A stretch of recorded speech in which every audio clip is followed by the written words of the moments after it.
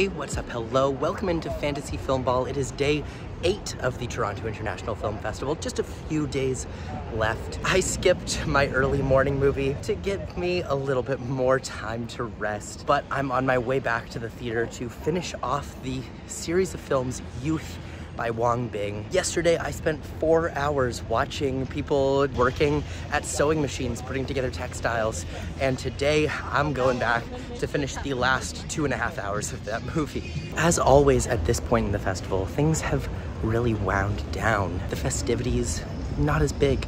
Premieres, they're all basically done, but still so many movies to watch, so many things to do. It's just less of like a party, I guess.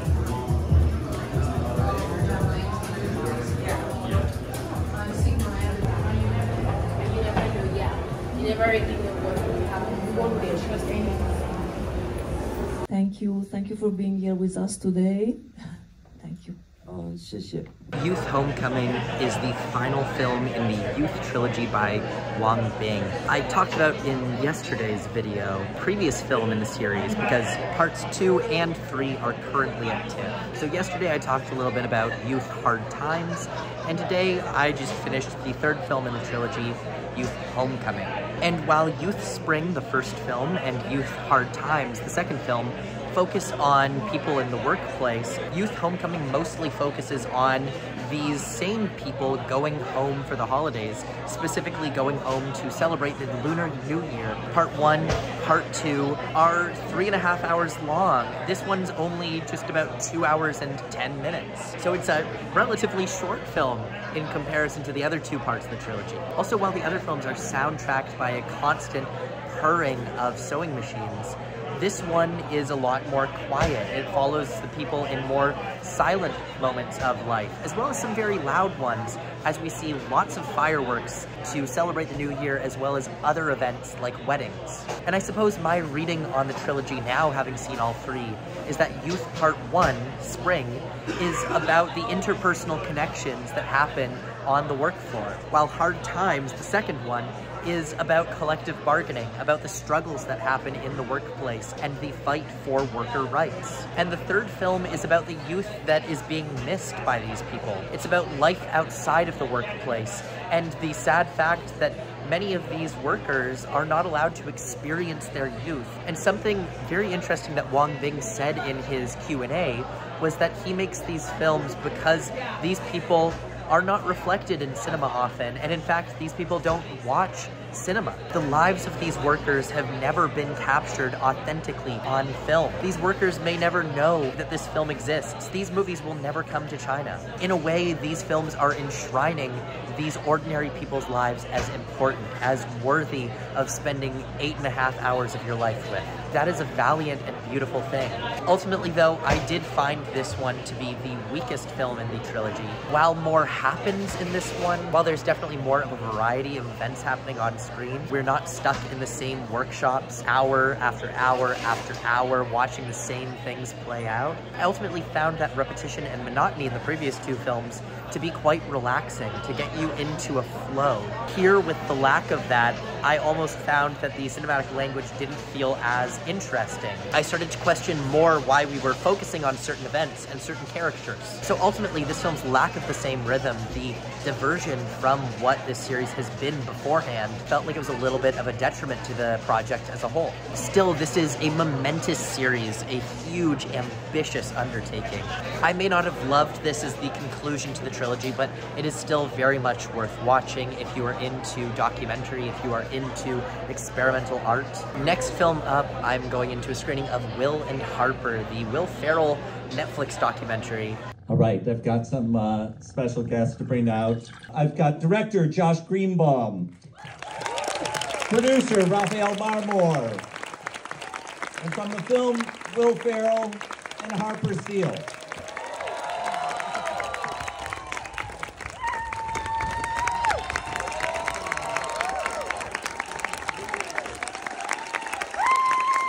I am rushing out of the Q&A with Will Ferrell because my next movie's in like 15 minutes and I want to get some food. But I just saw Will and Harper. The film follows Will Ferrell and his friend Harper Steele, a former head writer on Saturday Night Live, as they make their way across the country for the first time since Harper transitioned at the age of 59. It's a heartfelt, sweet documentary about two friends bonding and experiencing America through a new lens of the trans experience. This kind of falls into the typical style of documentary about the trans experience that we see a lot of, which is filtered through the view of cisgendered people. This is not a film that is going to say a lot of really new things, but this is a film that is specifically targeted towards older Gen X or younger baby boomer aged people. And it's a film for them about understanding. It's almost a guide for people Will Ferrell's age, so mid to late 50s, about how to accept your friends who may be trans. It's also a film for people of that age who are still questioning and wondering, at this stage in my life, will I be accepted if I were to transition? And so in that way, this film is important. This film does have something to say. It might not be the most insightful or valuable film for younger trans people, but I think that older trans people who are still questioning or potentially in the closet, as well as their friends, this film is really going to help them. And honestly, the film is everything that you'd expect from a Will Ferrell documentary. You just get to see him bantering, laughing, doing bits, riffing on some of the strangest topics. It's not one I'm really gonna remember for a long time, but happy I saw it. So I just watched Quisling, The Final Days. It's a Norwegian film about the final days in the life of the wartime president of Norway during World War II, who was infamously a Nazi collaborator who helped and turned over Norwegian troops to the Nazis, as well as weakened Norway's defenses against the Nazis purposefully because he was friends with Hitler. And the film follows him as he refuses to admit any wrongdoing. It looks at his final months through the lens of a priest who's brought in to become his confidant and to help him to atone before he is executed. This film didn't really do it for me. I found it potentially a little bit too kind, a little bit too sympathetic to someone who was a Nazi collaborator. The film really painted him in a light that it wasn't that it was making him look like the good guy. It was very much showing that he had done bad things. But the way that the film framed him, the way that the film told his story was very similar to other stories of passion. For example, I think back to Carl Theodor Dreyer's The Passion of Joan of Arc, or Mel Gibson's The Passion of Christ. Films that show an unrelenting protagonist who is tormented and tortured for their beliefs. And any film like that is going to elicit sympathy from an audience because audiences like to see someone with strong values, strong beliefs. It just bothered me that it gave that treatment to someone who was a Nazi. And the way that the audience that I was in reacted to a lot of the parts of this movie, including his eventual execution, made me feel like maybe they weren't thinking about this character in the way that history has kind of... And so I just have some major issues with that. Beyond the ideological stuff, I found some other issues with the film as well. Beyond the score, which I thought was fantastic and gave it a really cinematic feeling, the film feels like it could be a TV movie. Everything was very small, unambitious. Maybe it was a budget thing, but I definitely expect a little bit more ambition visually from something that presents itself as a war movie. The production values behind it didn't feel strong enough for what it felt like it wanted to be. Maybe I'm just misreading it, but overall, this one did not do it for me. I'm sure some Norwegians who are very familiar with this history will get a lot out of this movie, but as someone who had never heard of Quisling before, it didn't really educate me beyond just this was a Nazi collaborator who had very strong values and I guess we're supposed to admire in some way. I don't know. I didn't like this. And so that means I have one movie left for today, the Gesuidouz. So I'm gonna go get into that one. Hello and welcome to the 49th Toronto International Film Festival presented by Rogers. Now it is not midnight, but it is about to get midnight in this room because this is Midnight Madness. Ended my day with my first Midnight Madness, but again, not at midnight. The Gesuidouz. This is a Japanese movie about a punk rock band that idolizes horror movies, and their lead singer is 26 years old. She wants to follow in the footsteps of Kurt Cobain, Jim Morrison, Patti Smith, and she wants to die at 27. So she's convinced she has 1 year left to make it big, become a punk rock legend, and join the 27 Club. But the problem is, her band sucks. And after their first album fails, their manager sends them to the countryside to basically work as farmers so that they don't have to make music anymore, but they can still have a place to live and make music and practice and become better. And while they're there, they end up creating what is their best song. It's a very deadpan comedy with some horror influence, but not a horror movie at all. When this film was programmed, Peter Koplowski, who put together the Midnight Madness program, referenced an Aki Kaurismäki movie, Leningrad Cowboys Go America. Now, I haven't seen Leningrad Cowboys, but I see the Aki Kaurismäki influence, I see the comparison there. And so how much you're going to like the Gesuidouz is going to be determined by how much you vibe with the deadpan sensibility, the sort of weird coldness of the humor. On a personal level, I wasn't always able to pick up what this movie was putting down. And so while a lot of sequences were fun, while I think that 2 of the songs in this are incredible, genuinely some of my favorite punk songs that I've heard in quite a while, the overall vibe of this one just wasn't vibing for me. That's not going to be the case for everyone.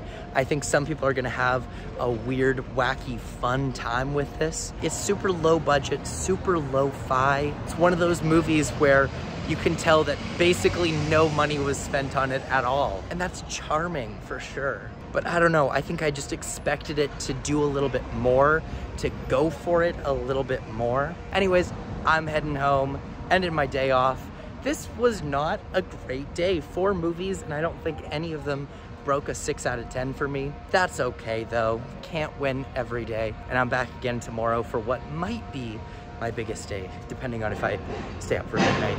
This is day 9 of the Toronto International Film Festival. We're coming up to weekend 2, which is the time when it really just feels like going to the movies. I will say that probably later today, tomorrow, Sunday, we'll have some good festival vibes. Anyways, I'm running just a little bit late. I am on my way to my first movie of the day. I guess I'll just catch you after that. Today's screening of Neo Sora's Happyend. Before we begin, I would like to... Happyend was my first film of the day. Much better than the other film at TIFF called The End. Happyend is a Japanese film from director Neo Sora. It's his narrative fiction debut. He's previously directed a lot of documentary films about his father, Ryuichi Sakamoto, one of the best composers of all time, who tragically just recently passed away. So Neo Sora has made multiple highly acclaimed documentaries about him. But here he transitions to making a science fiction film about an overly controlling government that's surveilling students in high schools. And the film is talking about a lot of things that I haven't seen in a lot of Japanese films before. Immigration, as well as multiculturalism, and it talks a lot about xenophobia within Japanese society. The film follows a group of 5 students who regularly get into trouble, and after pulling a rather large prank in which they turn the principal's car vertically, basically, they are targeted. But specifically one of them, who is Korean and does not hold a Japanese passport, is not naturalized as a citizen.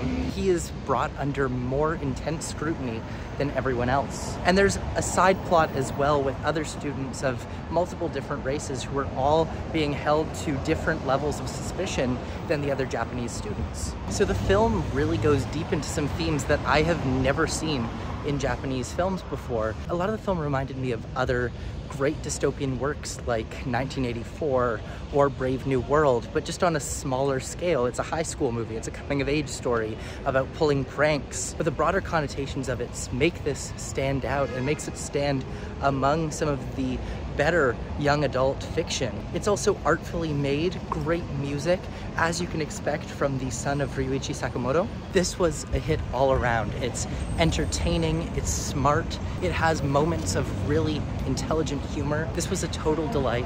Highly recommend checking this one out when it comes out, because it will at some point. The assessment is one of my surprises of the festival. I was almost considering not seeing this movie. It didn't seem that interesting to me based on the description, but the photos definitely caught my eye, as well as Elizabeth Olsen, Alicia Vikander. But then I started hearing reviews about it, and I switched things around so that I could see this movie, because I heard a lot of people in line saying this one was really good. So let's just call this my yearly Elizabeth Olsen surprise, because it was last year his Three Daughters and this year The Assessment. The Assessment is a science fiction film which takes place in a world where immortality has been cracked. People can live forever, but they must take a drug that renders them infertile, so they cannot reproduce, and they will also never age and never die. However, the government has instituted a program so that people can have a family of their own, so that they can have a child. And they've instituted this by doing an assessment, a test to register whether people are fit to be parents. So the film follows an assessment. Alicia Vikander plays the assessor that comes to live with our two main characters, and she plays the role of a child. Her job as an assessor is to live with the family, acting as their child, causing all sorts of trouble to make sure they're up to the challenge. And this ends up giving us an Emma Stone in Poor Things type performance. She goes back and forth between being this sort of very cold, robotic assessor and someone who acts like a child, throws temper tantrums, destroys things, asks for bedtime stories. Her performance is the anchor of this whole film. I believe it might be the best work that she's ever done. And I love her work in Ex Machina. I love her work in The Danish Girl, despite not liking that movie very much. She is phenomenal in this. It's a performance that shows her versatility, her bravery, and her commitment to roles. I love a sci-fi movie that turns into a chamber piece, and this follows in the footsteps of Ex Machina in doing that. It's just three people talking. It's just about these two people trying to show that they can parent while Alicia Vikander causes maximum damage. A very cool sci-fi movie overall, great ideas, very interesting filmmaking, music is fantastic, and again, all anchored by stellar performances. So this was a big winner for me. One of the bigger surprises of the festival. Like I said, this is my His Three Daughters moment this year. I guess I just gotta watch out for whatever Elizabeth Olsen's in at the festival next year and just take a leap of faith. God, this festival winds down so quickly. It's a Friday night and there's like 10 people in the rush line here. TIFF is truly a festival where there's no wind down, it's just a full stop. It's crazy how quickly things die out. I just saw Athena Rachel Sangari's film Harvest, which has been getting bad reviews out of Venice. I won't mince words, it's been getting bad reviews, but I've been curious about this one for quite some time. The director is a close collaborator of Yorgos Lanthimos, and the cinematographer of this is Sean Price Williams, who did The Sweet East. So there were a lot of things piquing my curiosity about this, and despite the bad reviews, I just gave it a fair shot, and I loved it. Harvest is set in England sometime in the past 400 years, I would guess. But it tells the story of a small town of farmers, and it shows the town fall apart as they bring in new people to the community, one of which being a map maker who's there for reasons that they have not quite figured out yet, as well as three people who arrive on the shores and try to set up camp. The film becomes all about how xenophobia and fear of the other is actually what leads to the downfall of civilizations. It's not that letting in the other is what brings things down, it's the paranoia and the hate that does it in the end. It's almost like a Salem witch trial thing in a way. It's a beautifully shot film by Sean Price Williams. with a really cool look to it, kind of similar to something like The Wicker Man or Ennis Men, something reminiscent of 1970s British folk horror. But even with all of that, it's taking influences from the Western genre, the sort of riding into town, man with no name style of film. It gets weird, it gets crazy, but never loses this poetic spark to it. It's a beautiful film to look at, it's a beautiful film to listen to, and it has something important to say. So while I can see why some people might be weirded out by this one or might be bored, I ate it all up. I thought it was just a delicious treat. It was another big winner for me in a day packed with big winners. I feel like if you're interested in this movie and those Venice reviews are putting you off a little bit, give it a chance. Just give it a chance. It might surprise you. It surprised me. Okay, I'm just gonna go grab some dinner. I did not get into my next movie, The Order. Harvest let out with 10 minutes to spare, and I just didn't even bother trying the rush line. I just sat down, got some editing done, and now I'm gonna treat myself to some pizza because I feel like I'm losing my mind here right now, and I need a little treat. I deserve a little treat. Honestly, always by like day 9 of the festival, I stopped being able to fully consume the films and the existential dread starts to swallow me alive. So I need pizza. Another day down, and I just finished my final movie of the day, Liu Yi's film, an unfinished film. Something I was supposed to see in Cannes, actually. This was on my schedule and I just ended up missing the movie. But now I finally get to see it here. This let me down a little bit. An unfinished film is a documentary about a film crew in 2019 that goes back to make a film from over 10 years ago that they never finished. And they get everyone together, all the pieces in place, and they decide to start shooting in January of 2020. And as they're getting ready for some of their first days of production, they're all in a hotel together and the world shuts down for the pandemic. So the film is a documentary look at that, although I think documentary is a very, very loose term here. And I think that's my major gripe with this film. It's presented as a documentary. They say it's a documentary, and yet there's camera people who are in places they shouldn't be able to be.